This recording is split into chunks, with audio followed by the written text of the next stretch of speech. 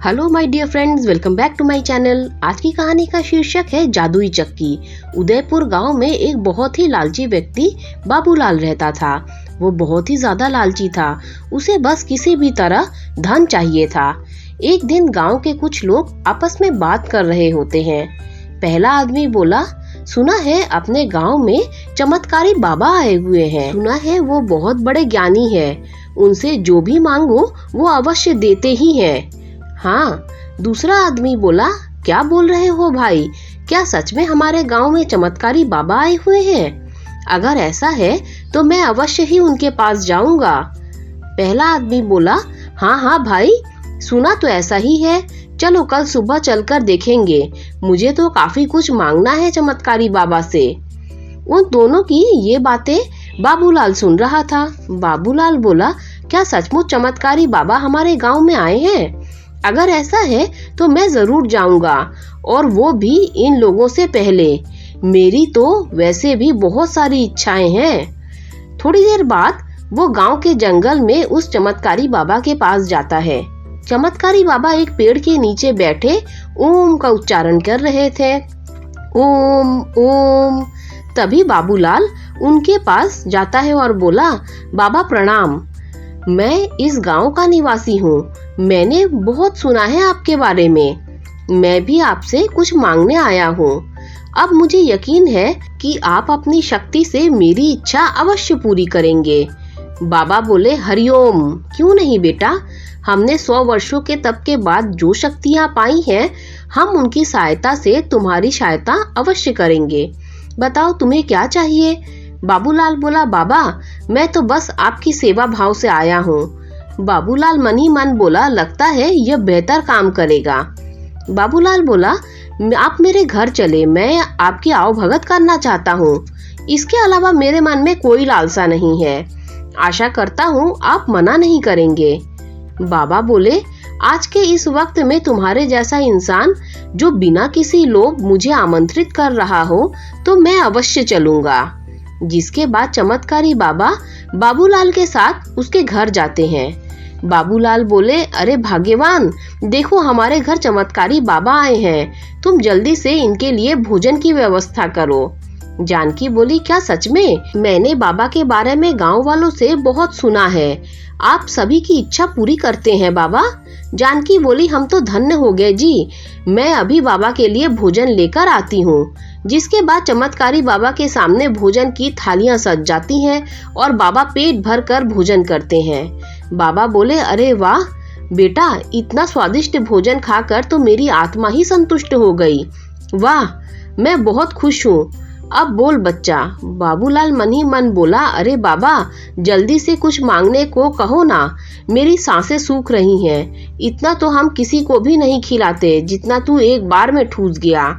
बाबूलाल बोला, अरे बाबा ये तो हमारा सौभाग्य है कि आप हमारे अतिथि बनकर पधारे हैं। बाबा बोले, वत्स मैं तुम्हें कुछ देना चाहता हूँ। बाबूलाल बोला, अरे बाबा की जय हो बाबा की। आप इतनी श्रद्धा से बोल रहे हैं तो हमें बहुत सारा धन चाहिए बाबा, बहुत सारा, इतना कि मुझे जीवन में धन की कभी कोई कमी ही महसूस ना हो। बाबा बोले, बेटा तुम्हारी इच्छा अवश्य ही पूरी होगी। तभी बाबा उसे 4 मिट्टी के दिए देते हैं। बाबा बोले, बेटा ये 4 मिट्टी के दिए हैं जो तुम्हें धन की ओर ले जाएंगे। जब भी तुम्हें धन की आवश्यकता हो तो पहला दिया जला लेना। दिए के जलते ही तुम्हें एक दिशा दिखाई देगी जिस पर चलकर तुम्हें धन की प्राप्ति होगी। अगर तुम्हें दोबारा धन की आवश्यकता होगी तो दूसरी मिट्टी का दिया जला लेना, जिस पर चलकर तुम्हें फिर से धन की प्राप्ति होगी। अगर फिर भी तुम्हें धन की कमी महसूस हो तो मिट्टी का तीसरा दिया जला लेना, जहाँ से तुम्हें अपार धन मिल जाएगा। लेकिन भूल कर भी चौथा दिया ना तो जलाना है और ना ही उस दिशा की ओर जाना है। अगर तुमने ऐसा किया तो तुम अपना सर्वनाश कर बैठोगे। बाबूलाल बोला, ठीक है बाबा, मैं चौथा दिया नहीं जलाऊंगा। बाबा बोले, अच्छा ठीक है बेटा, अब मैं चलता हूँ। इसके बाद वो बाबा वहाँ से चला जाता है। बाबूलाल बोला, ये देखो भाग्यवान, अब मैं धन की तलाश में जा रहा हूँ और खूब सारा धन लेकर ही लौटूंगा। फिर देखना हम इस गांव में सबसे अमीर हो जाएंगे। इतना धन होगा कि जीवन भर आराम से जीवन बिताएंगे। जानकी बोली, नहीं नहीं, मुझे कुछ ठीक नहीं लग रहा है जी, आप मत जाइए, हमारे पास जितना है उतना ही काफी है जी। आखिर इतने धन का हम क्या करेंगे? बाबूलाल बोला, अरे भाग्यवान, तुम मूर्ख हो मूर्ख, आखिर धन से बढ़कर भी कोई और वस्तु है क्या इस संसार में? अरे तुम चुप करो, मैं जा रहा हूँ और अब तो धनवान होकर ही वापस लौटूंगा। बाबूलाल गाना गाते हुए, दुख भरे दिन गए रे भैया, अब तो सुख आयो रे, जय हो बाबा की, जय हो बाबा की। बाबूलाल मन ही मन सोचा, कितना दिमाग है मुझ में, कैसे चिकनी चुपड़ी बातें करके बाबा से धनवान होने की युक्ति पाली मैंने। वाह रे बाबूलाल, बड़ा बुद्धिमान है रे तू। बाबूलाल वहाँ से एक जंगल की ओर चला जाता है और बाबा का दिया हुआ पहला दिया जला देता है। पहला दिया जलाते ही उसे एक रास्ता दिखाई देता है। बाबूलाल बोला, अरे वाह, ये रहा वो रास्ता जो बाबा ने बताया था। वो उस रास्ते पर चलने लगता है। थोड़ी दूर चलते ही उसे एक बूढ़ी अम्मा दिखाई पड़ती है जो बहुत ही ज्यादा रो रही होती है। बाबूलाल बोला, अरे क्या बात है अम्मा, रो क्यों रही हो, और मेरा धन कहाँ है? इस बुढ़िया से बात करके देखता हूँ। बाबूलाल बोला, अरे अम्मा, इस जंगल में तुम अकेली और रो क्यों रही हो? बुढ़िया बोली, अरे बेटा, मेरी उम्र पूरी हो चुकी है, अब मैं मरने वाली हूँ, लेकिन मेरा इस दुनिया में कोई भी नहीं है, इसीलिए मैं रो रही हूँ। आखिर मरने के बाद कौन मुझे अग्नि देगा बेटा? मेरे पास मेरा जोड़ा हुआ कुछ धन है, लेकिन मैं उसे ही अपना धन दूंगी जो मेरे मरने के बाद मुझे अग्नि देगा। बाबूलाल ये सुनते ही लालच में आ जाता है। बाबूलाल बोला, क्या सच में तुम्हारा कोई नहीं है? अम्मा, अच्छा कोई बात नहीं, मैं तुम्हारे मरने के बाद तुम्हें अग्नि अवश्य दूंगा, तुम मुझे ही अपना धन दे देना। बुढ़िया बोली, ठीक है, यहाँ से कुछ ही दूरी पर मेरी एक झोपड़ी है, उसमें एक पोटली में मेरा धन रखा हुआ है, मेरे मरने के बाद तुम वो धन ले लेना और मेरे शरीर को मुखाग्नि देना। ऐसा बोलते ही बूढ़ी अम्मा के प्राण निकल जाते हैं। तभी बाबूलाल पास के जंगल में जाकर कुछ लकड़ियां लेकर आता है और उस बूढ़ी अम्मा को अग्नि देता है, जिसके बाद वो उसकी झोपड़ी में जाता है और उसे धन से भरी पोटली मिलती है। उसे देखते ही बाबूलाल खुश हो जाता है। बाबूलाल बोला, अरे वाह वाह, इसमें तो सच में धन है, लेकिन ये क्या, ये तो बहुत ही कम है, इससे भला मेरा क्या होगा?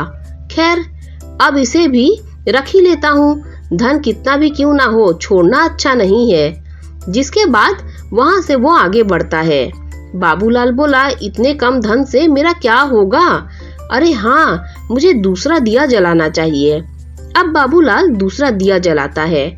दूसरे दिए के जलते ही उसे फिर से एक रास्ता दिखाई देता है। बाबूलाल उस रास्ते की ओर चलने लगता है। आगे बढ़ते ही उसे एक जगह दिखती है जो बहुत ही सुंदर होती है।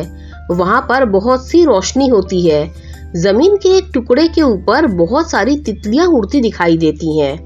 बाबूलाल बोला, अरे लगता है ये तितलियां मुझे संदेश दे रही हैं, इस जमीन के नीचे ही धन है। तभी वो जमीन खोदने लगता है और जमीन के अंदर से अचानक से रोशनी निकलती है। वह देखता है कि एक बहुत ही सुंदर चमकता हुआ हार वहाँ है। ये देखकर तो बाबूलाल की आंखें चार हो जाती हैं। बाबूलाल बोला, अरे वाह, इतना सुंदर सोने का हार, हाय हाय, ये तो सच में बहुत ही सुंदर है, इसे मैं अपनी पत्नी को दूंगा। गांव में इतना सुंदर हार तो किसी भी पत्नी के पास नहीं होगा।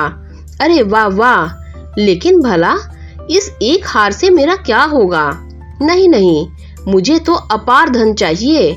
बाबूलाल फिर से आगे बढ़ता है और तीसरा दिया जलाता है।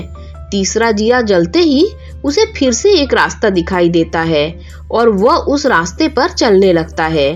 तभी वह देखता है कि चारों तरफ कुछ भी नहीं है सिवाय एक विशाल पेड़ के। वो उस पेड़ के पास जाता है। बाबूलाल बोला, अरे न जाने कहाँ होगा अपार धन, मुझे तो कुछ दिखाई ही नहीं दे रहा है और अब तो मैं थक गया हूँ। जिसके बाद वो उस विशाल पेड़ के नीचे बैठ जाता है। थोड़ी देर बाद उसके ऊपर एक पत्ता गिरता है। जैसे ही वो ऊपर देखता है, उसे एक घड़ा जो बहुत चमक रहा होता है पेड़ की टहनी पर लटका हुआ दिखाई देता है। बाबूलाल उसे देखकर हैरान हो जाता है। बाबूलाल बोला, ये मिट्टी का घड़ा इतना चमक क्यों रहा है? तभी वो पेड़ के ऊपर चढ़ जाता है और वो घड़ा उस टहनी से उतार लेता है। जैसे ही वह घड़े को देखता है, उसकी आंखें खुली रह जाती हैं। उस घड़े में खूब सारे सोने चांदी के सिक्के होते हैं। बाबूलाल बोला, अरे वाह वाह, इतना सारा सोना चांदी, ये तो बहुत सारा धन है। अब लगता है कि मेरे हाथ कुछ धन आया है। हाँ, लेकिन ये नहीं, ये भी मेरे लिए अपार धन नहीं है। लगता है चमत्कारी बाबा ने मुझे चौथा रास्ता इसीलिए नहीं बताया क्योंकि वो खुद ही उस अपार धन को प्राप्त करना चाहता होगा। लेकिन नहीं, मैं ऐसा नहीं होने दूंगा। वो अपार धन तो मेरा ही होगा। मैं चौथे दिए को जलाकर उस रास्ते पर अवश्य ही जाऊंगा। तभी वो चौथा दिया जलाता है और चौथे रास्ते की तरफ चलने लगता है। थोड़ी देर चलते ही वो देखता है कि वो एक बहुत ही सुंदर महल के पास पहुंच गया है, जो बहुत ही आलीशान है। बाबूलाल बोला, अरे वाह, इतना सुंदर महल, ये कितना सुंदर है। लगता है अपार धन मुझे यहीं मिलेगा। बाबूलाल उस महल के अंदर जाता है। वो देखता है कि एक बहुत ही बूढ़ा व्यक्ति चक्की चला रहा होता है और उसके आसपास अपार धन पड़ा है। इतना धन देखकर वो खुश हो जाता है। बाबूलाल बोला, वाह वाह वाह, इतना सारा धन, इतना धन तो मेरे लिए अपार होगा। लगता है ये मेरे लिए ही है। बूढ़ा आदमी बोला, आओ आओ बेटा, मैं जानता हूँ तुम यहाँ इस अपार धन की तलाश में आए हो। ये सारा धन तुम्हारा ही है, लेकिन तुम्हें और धन भी मिल सकता है। क्या तुम और धन चाहते हो? बाबूलाल बोला, क्या कहा? और धन? क्या सच में मुझे इससे भी अधिक धन मिल सकता है? मुझे तो बहुत सारा अपार धन चाहिए। हाँ हाँ, मैं इस संसार में सबसे धनी होना चाहता हूँ। बूढ़ा व्यक्ति बोला, अच्छा तो ठीक है, अगर तुम और भी धन पाना चाहते हो तो तुम्हें तुम्हारी मदद ये चक्की ही करेगी। ये जादुई चक्की है, तुम जितना इसे चलाओगे उतना ही धन तुम्हारे पास आ जाएगा।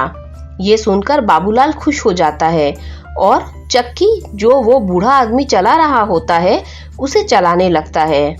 ऐसे देखते ही देखते वहां अपार धन का ढेर लग जाता है और बाबूलाल चक्की चलाते चलाते थक जाता है। थोड़ी देर बाद बाबूलाल बोला, अब बस, अब और नहीं, अब और ये चक्की नहीं चला सकता मैं। मुझे इतना ही धन पर्याप्त है। लेकिन जैसे ही वो चक्की छोड़ना चाहता है, चक्की उसे नहीं छोड़ने देती। वो चाहकर भी अपने हाथों को चक्की से हटा नहीं पा रहा था। बाबूलाल बोला, अरे ये क्या हो रहा है मेरे साथ? आखिर मेरे हाथ क्यों जादुई चक्की को छोड़ नहीं पा रहे हैं? बूढ़ा व्यक्ति बोला, बेटा, ये सब तुम्हारे ही अपार धन लालच की देन है। मैंने भी तुम्हारी ही तरह उस चमत्कारी बाबा का चौथा दिया जलाया था और यहाँ और अधिक धन के लालच में आ गया था। बाबा के मना करने के बाद भी जो यहाँ आता है वो यहाँ से नहीं जा पाता। वो सदैव के लिए इसी अपार धन के बीच में रह जाता है। बाबूलाल ये सुनकर हैरान हो जाता है। बाबूलाल बोला, यह आप क्या बोल रहे हैं? नहीं नहीं, ऐसा नहीं हो सकता। बूढ़ा आदमी बोला, ये सच है बेटा। अब तुम यहाँ से तभी जा सकते हो जब कोई तुम्हारी तरह ही लालची इंसान अपार धन पाने के लालच में यहाँ इस महल में आ जाए, और अगर कोई नहीं आया तो तुम्हें यहीं चक्की चलाते रहना होगा। ये सुनकर बाबूलाल जोर जोर से रोने लगता है। बाबूलाल रोते हुए बोला, हाय हाय, ये मैंने क्या कर दिया? अपार धन पाने की चाह में अपना सर्वनाश कर बैठा। मुझे अधिक धन का लालच नहीं करना चाहिए था। हाय हाय। दोस्तों, अगर ये कहानी अच्छी लगी हो तो लाइक शेयर सब्सक्राइब कीजिए। Thanks for watching.